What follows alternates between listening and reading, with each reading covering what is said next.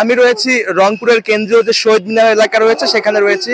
এখানে বৈষম্য বিরোধী ছাত্র আন্দোলনের যে ব্যানারে আজকে কিন্তু শহীদি মার্চ যে কর্মসূচি সেটি কিন্তু এখানে কিন্তু এখন এই মুহূর্তে অবস্থান রয়েছে।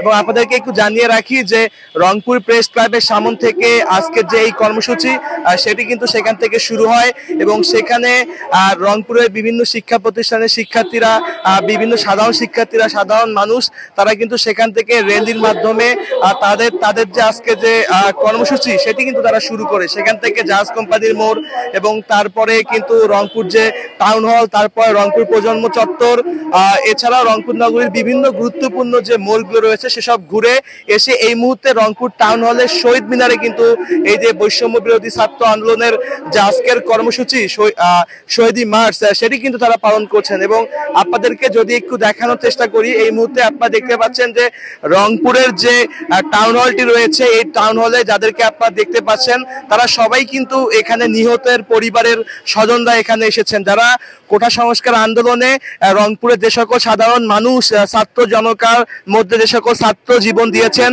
তাদের পরিবারের কেউ যে সকল শ্রমজীবী মানুষ জীবন দিয়েছেন তাদের পরিবারের অনেকেই কিন্তু এখানে এসেছেন এবং তারা কিন্তু এখানে এই রংপুর কেন্দ্রীয় শহীদ মিনার থেকে সাধারণ যারা মানুষ যারা এখানে দেখতে এসেছেন, যারা এই কর্মসূচিতে এসেছেন তাদের উদ্দেশ্যে কিন্তু তারা তাদের পরিবারের হারানো একমাত্র উপার্জনক্ষম ব্যক্তিকে নিয়ে কিন্তু তারা স্মৃতিচারণ করছেন।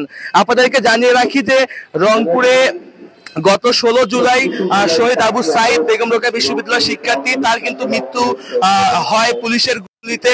এরপরে কিন্তু রংপুরে 18 জুলাই মানিক মিয়া নামে আরেকজনের মৃত্যু হয় অটো চালক। এরপরে 19 জুলাই আরো বেশ কয়েকজনের মৃত্যু হয়।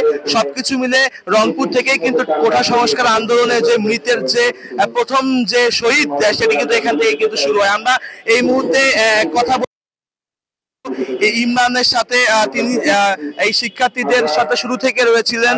আমরা একটু জানতে চাই যে আজকে কি কি কর্মসূচি পালন করলেন এই গণ অভ্যুত্থানের 1 মাস পূর্তিতে। ধন্যবাদ। গণ অভ্যুত্থানের 1 মাস পূর্তি বা 5ই সেপ্টেম্বর আমরা আজকে কেন্দ্রীয় কর্মসূচির অংশ হিসেবে শহীদ মার্চ পালন করছি। আপনারা ইতিমধ্যে দেখেছেন যে আমরা একটা মিছিল মার্চ করে আমরা এখানে অবস্থান করছি। বর্তমানে শহীদ পরিবারের সাথে কথা বলছি বা শহীদ পরিবার তাদের স্মৃতি কথাগুলো বলছে। আমরা দিনের শুরুতেই শহীদদের উদ্দেশ্যে সকালে বৃক্ষরোপণ করেছি। বৃক্ষরোপণ কর্মসূচির পরপরই শহীদ মার্চ প্রেস ক্লাব থেকে শুরু করে টাউন হল চত্বরে এবং এখন বর্তমান কর্মসূচি চলছে।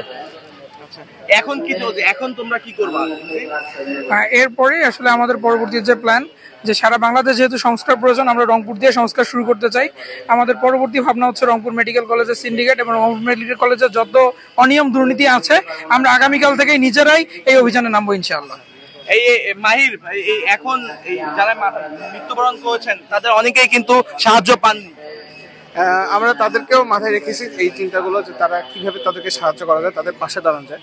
আমরা শুরু থেকে এই চেষ্টা করতেছি, চালিয়ে যাচ্ছি। আমরা ইতিমধ্যে অনেকের পাশে দাঁড়ানোর চেষ্টা করেছি এবং সামনেও করে যাব। ধন্যবাদ। শিয়া বাটার ও ভিটামিন ই সমৃদ্ধ lily glam beauty soap. Lily, always beautiful. কিভাবে এই গণ অভ্যুত্থানের যে আজকে 1 মাস পূর্তি, তারা আগামীর বাংলাদেশকে তারা কিভাবে দেখতে চায় তাদের কাছে আসলে জানতে চাই। আগামীর বাংলাদেশকে আপনি কিভাবে দেখতে চান? আমরা দেখতে চাই এই বাংলাদেশের জন্য আর কোন রকম অশান্তি সৃষ্টি না হয়। এর আগে দেখতেছি 16 বছর বাংলাদেশের স্বৈরাচার শেখ হাসিনা অনেক খারাপ কাজ করে গেছে। আমরা আর এই খারাপ কাজ এই বাংলাদেশে দেখতে চাই না। এরকম দেশ আমরা দেখতে চাই না। এখন আমাদের 16 বছর পর আমাদের যে দেশ স্বাধীন হয়েছে, আমরা এখন দেখতে আরো ভালো কিছু আপনারা দেখতে চান।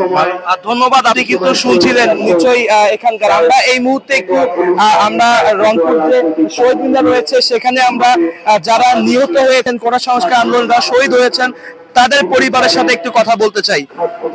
আপনার কে মারা গিয়েছেন, এই শহীদ হয়েছে? আমার ভাই। তার নাম বলবেন? সবজি বিক্রেতা।